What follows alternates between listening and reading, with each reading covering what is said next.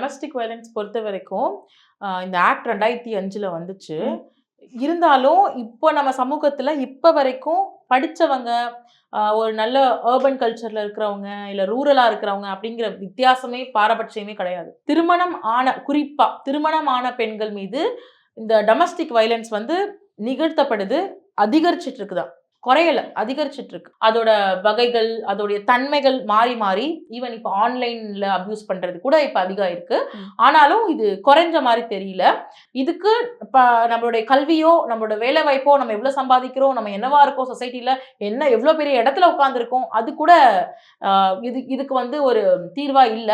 அப்படிப்பட்ட பெண்களும் உள்ளாக்கப்படுறாங்க. Domestic violence அப்படிங்கிறத நாம பொதுவா அடிக்கிறது மட்டும்தான் அப்படின்றத நம்ம முடிவு பண்ணக்கூடாது.